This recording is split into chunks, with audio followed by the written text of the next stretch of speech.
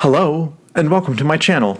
My name is Jonathan Cohn, and today I will be providing my review of the third book in the Dune series, Children of Dune. As some context behind this, I read about 2 years ago the first Dune book, and I thought it was an excellent book about political intrigue with some philosophy on politics, with some excellent action and world building, and some just great sci-fi epicness. And I had a lot of fun reading the book, even though it was a massive book to read. And I was like, I want to continue on and read the more books, especially as the movies and television comes out, which, by the way, the first Dune movie that came out last year, that is my favorite movie of the last 3 years. I absolutely loved Dune. Denis Villeneuve did a great job building the world and just crafting an excellent movie. I absolutely loved the movie. So I'm really excited to get into all the rest of the Dune series. And then I read Dune Messiah, which was kind of a boring book for me. I was frustrated that Dune made promises about epic universes, about many worlds, about a big sci-fi epic, and then Dune Messiah does not leave Arrakis at all. Yes, the books are called Dune, but the universe is bigger than just Arrakis, and so when this book didn't leave Arrakis at all and had a lot of political intrigue, but mostly focused it internally between the Fremen and Paul, it just wasn't as interesting as it could have been. And so I thought this was a largely boring book that should have been much longer, and I thought it was okay. I gave it a 5.3 out of 10. Like, yeah, it was okay. I picked up Children of Dune because people said this is more in line with the first Dune novel, and also it was a longer book, so I was hoping it would feel more epic. And the problems of Children of Dune are the reverse of the problems of Dune Messiah for me. While Dune Messiah was way too short, I thought Children of Dune was way too long.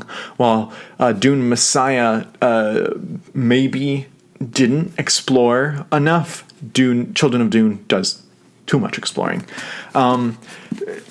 First, the positives. I think that what makes this book really, really good are the political dialogues and explorations. The scenes with Jessica, the Lady Jessica, and Duncan Idaho, and them as they go to some other planets, as well as you have the villains in this book. You also Farrakhan, I think is how you pronounce it. This book does not have a pronunciation guide at the end, which it should have. And then you also have the political discussions of the two children, Leto II and Ghanima. And then you also have Aliyah. All the political stuff was really well done, and I was really interested to find out how it would happen. And I also really liked getting to see a little bit of planet hopping. We didn't get a lot of it, but we got a little bit more than we did in Dune Messiah. And so I did like that exploration. Unfortunately, that is about all the positives I have for this book, because I found the rest of it to be largely boring. The first biggest problem that this book has is the major setup of this book is, where is Paul Atreides? If you know Dune Messiah, there will obviously be some spoilers for Dune Messiah. He goes off in the end of this book into the desert, and you don't know where he is or what's happened. And at the beginning of this book, there's already discussions, is he this other character? And you don't know for sure for most of the book. And it's supposed to be the character's going to find out that if this character is Paul. And the problem is that it takes so long to get there that by the time the reveals are happening, and by the time Paul actually does meet with Leto, his son, it was anticlimactic, and I was not interested in that anymore. that should have happened way earlier in the book. It felt like it was I think all of Frank Herbert's endings are rushed too much.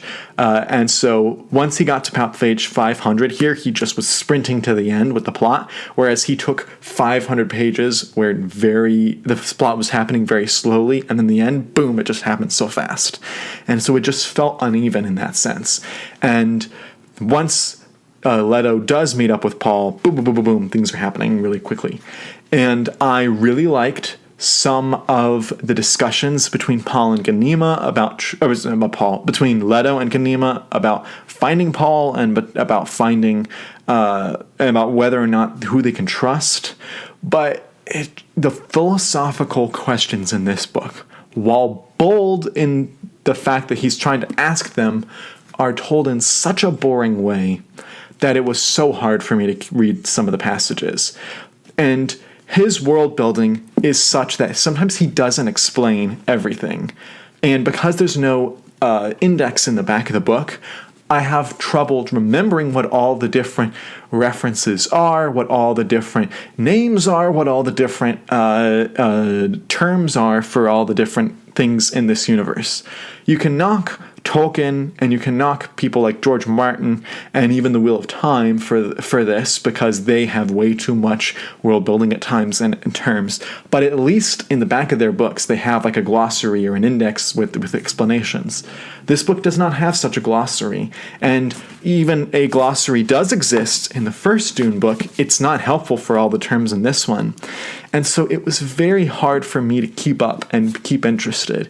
And I feel like this series is starting to slide into the super sci-fi, super niche format, whereas the first Dune book is much more of a crowd pleaser. The first book felt more like a generic genre book that anyone can pick up, whereas this is a hard sci-fi book that is really devoted for hard sci-fi fans. So, and I felt like they slowly progressed into that. And I know where the books go with Leto. I've heard people talk online about them, and that's not particularly appealing to me. And so that's why I'm wondering if I'll even continue on with God Emperor and Heretics and Chapter House. Now, I will say this. I am a huge fan of Kevin J. Anderson. I really like his writing style. It is a very controversial writing style because a lot of people hate it. But I really like his writing style, the way he does politics, the way he does world building, the way he does characters. Everything like that works for me really well. I'm always invested in all of his books. And so I know he co-wrote some books with The Sun with Frank Herbert, and I'm wondering if those might be more palatable to my interests than the ones written by Frank.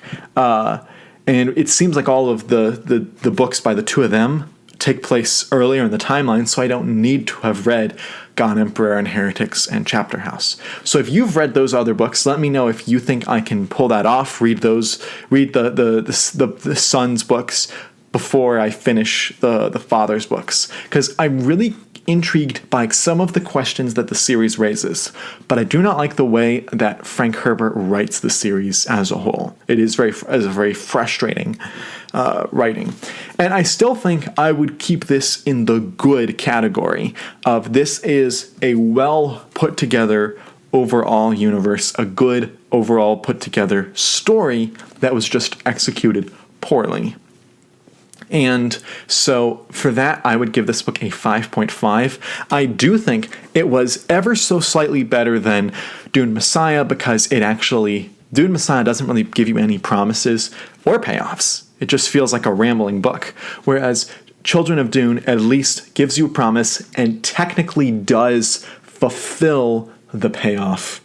It's just not in a way that I really wanted or was excited about. So those are my thoughts on Children of Dune. Really good potential, but not good execution.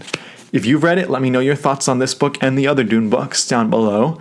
And I post videos every Monday, Wednesday, and Friday. And until next time, I'm Jonathan, and thank you for watching.